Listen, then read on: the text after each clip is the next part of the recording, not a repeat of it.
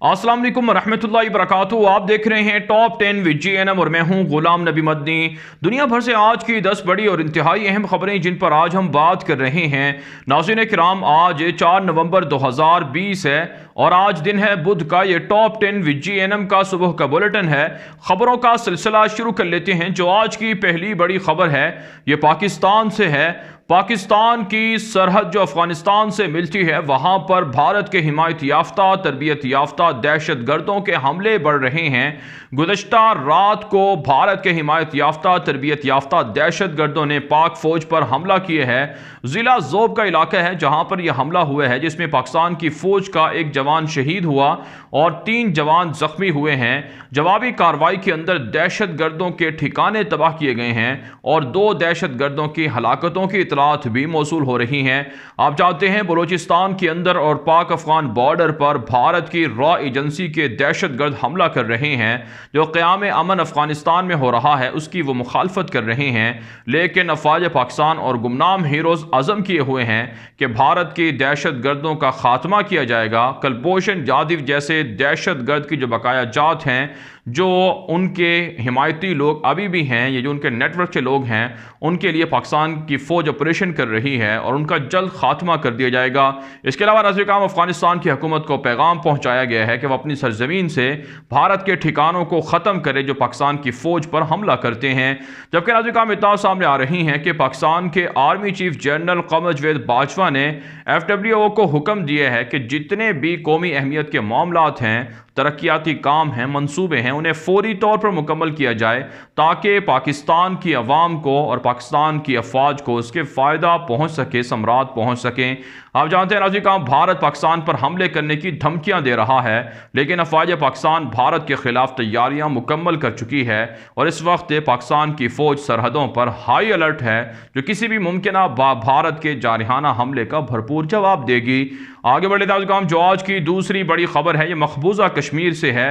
नाज़रीन मकबूजा कश्मीर के अंदर भारत गैर कानूनी तौर पर रोज़ाना की बुनियाद पर कश्मीरी नौजवानों को गिरफ्तार कर रहा है। इस हवाले से भारत के खिलाफ कश्मीर के जो हुर्रियत पसंद लीडर हैं या दीगर जो सियासतदान हैं उन्होंने मजम्मत की है।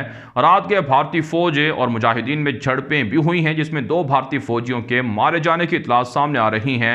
इसके अलावा नाज़रीन महबूबा मुफ्ती ने एक बयान में कहा है कि मकबूजा कश्मीर दरअसल भारत और पाकिस्तान के लिए अमन का पुल का किरदार अदा करना चाहिए और भारत की जो मरकज़ी हुकूमत है वो कश्मीर के अंदर जो मज़मूम मकासद हैं उसे बंद करे और अपने एजेंडों को आगे बढ़ाने से बाज आ जाए और जो कुछ काले कवानीन लाए जा रहे हैं जिससे कश्मीरियों के हुकूक छीने जा रहे हैं इसकी वो मजम्मत करती हैं।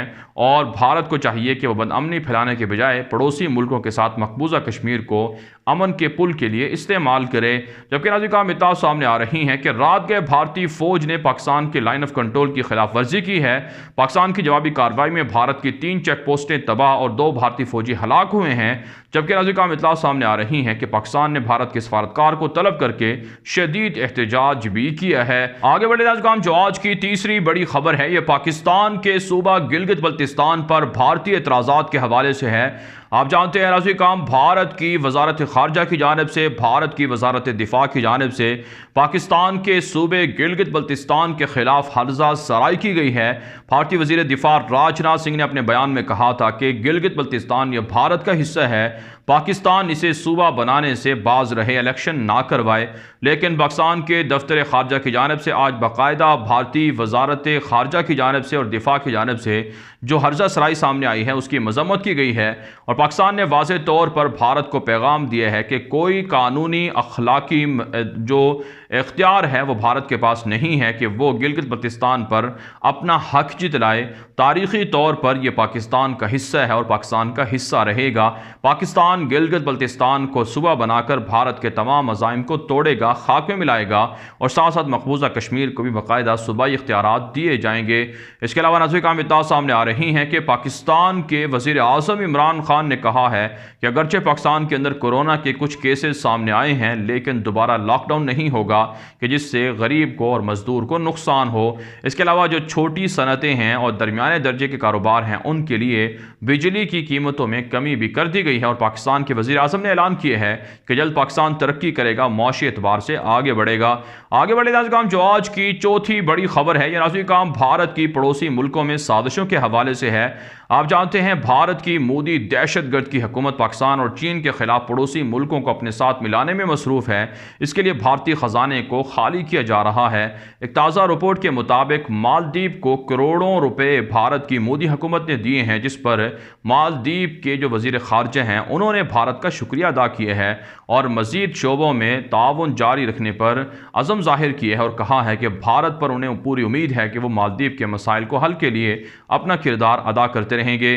آپ جانتے ہیں ناظرین، بھارت اس سے پہلے سری لنکا کو بھی کروڑوں روپے فنڈ دے چکا ہے اور میانمار کی حکومت کو بھی تقریباً $3 ارب سے زائد کی سرمایہ کاری کے نام پر فنڈز دیے جا چکے ہیں، جبکہ خود بھارت کے اندر صورتحال یہ ہے کہ عوام بھوک سے مر رہی ہے، 2 کروڑ سے زائد لوگ بے روزگار ہیں۔ اس کے علاوہ ناظرین، بھارت کے آرمی چیف ایک اعلیٰ سطحی وفد کے ہمراہ آج نیپال کا دورہ کر رہے ہیں تاکہ نیپال کے اندر جو چین کا اثر و رسوخ ہے اس کو کم کرنے کے لیے نیپال کو راضی کیا جائے۔ اس سے پہلے آپ جانتے ہیں بھارت کے آرمی چیف میانمار کا دورہ بھی کر چکے ہیں، جہاں پر وہ نہ صرف معافی تلافی کر چکے ہیں بلکہ کروڑوں ڈالر کے معاہدے بھی کر چکے ہیں۔ اب اسی طرح سے نیپال کے ساتھ کیا جا رہا ہے کہ معافی یا راضی نامہ ہو اور چین کے مقابلے میں نیپال کو بھارت اپنے ساتھ ملائے، اسی لیے بھارت کے آرمی چیف آج دورہ کر رہے ہیں نیپال کا۔ لیکن چائنا اور نیپال نے عزم ظاہر کیا ہے کہ بھارت کی ہر سازش کو جو بھی ان کے خلاف کی جا رہی ہے اسے ناکام بنایا جائے گا۔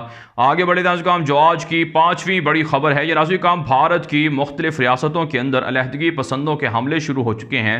چھتیس گڑھ کے اندر اور ریاست کیرالہ کے اندر ماؤ نواز اور اسی طرح سے نکسالی تحریک کے لوگوں نے حملے کیے ہیں، جس میں بھارت کے 10 کے قریب پولیس اہلکار زخمی ہو گئے ہیں اور 4 علیحدگی پسندوں کے مارے جانے کی اطلاعات بھی سامنے آ رہی ہیں۔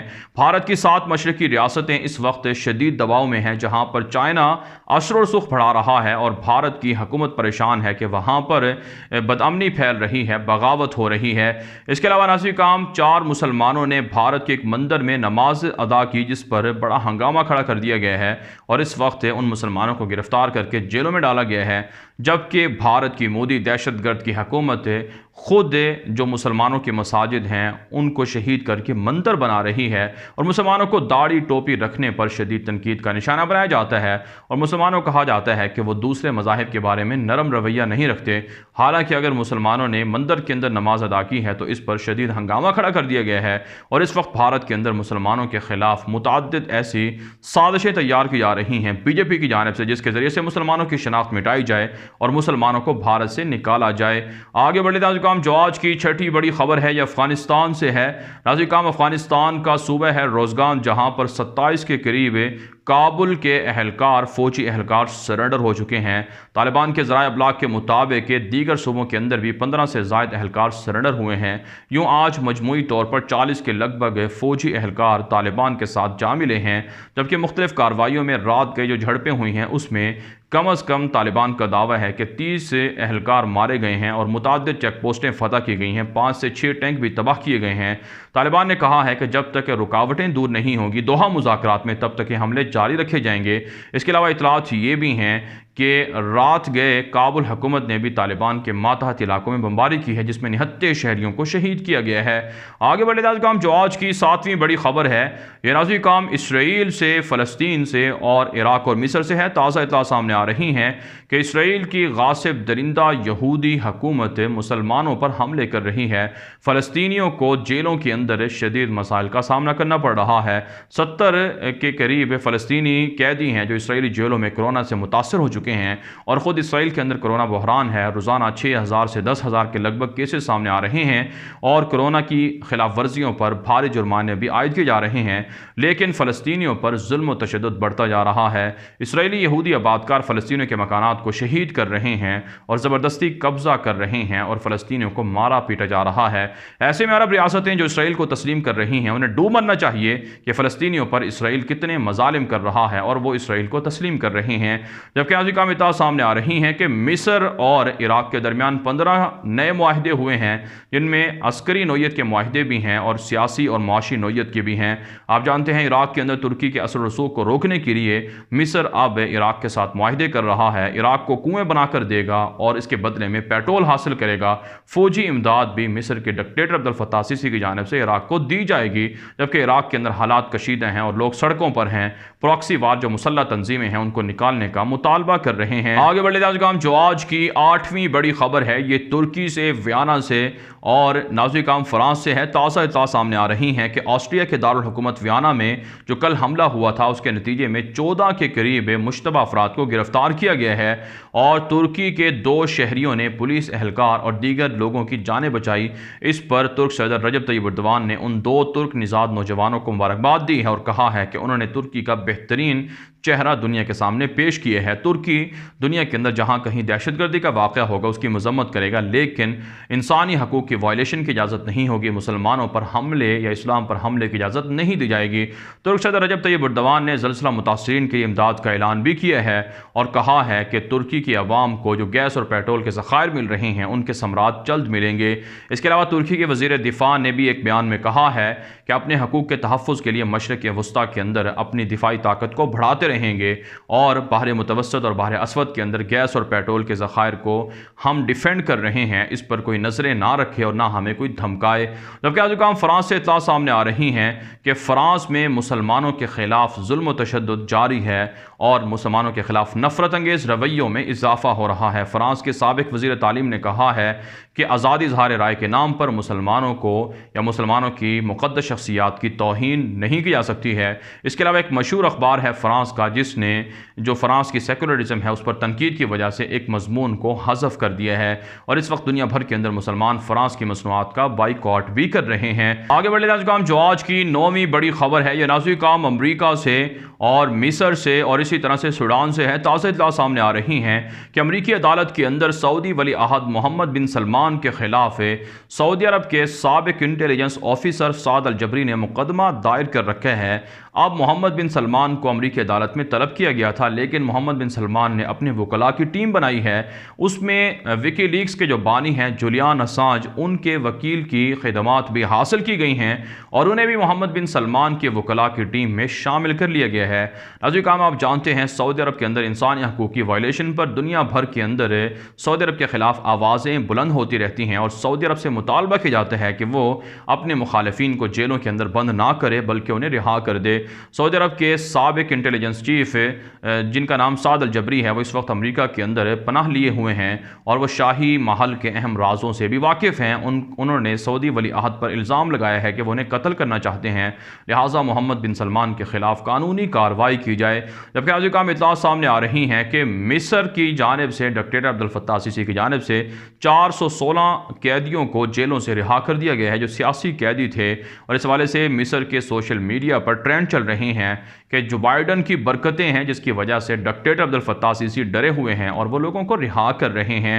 इसके अलावा नाज़रीन काम इत्तला सामने आ रही हैं कि सूडान और मिस्र के दरमियान नए सिरे से अस्करी नौयत के मुज़ाकरात हो रहे हैं और पहली मरतबा मिस्र के आर्मी चीफ दीगर आला फौजी हुकाम के साथ सूडान के दौरे पर हैं और मिस्र को ख़तरा है कि सूडान और इसराइल के ताल्लुकात से मिस्र की सलामती को ख़तरा हो सकता है।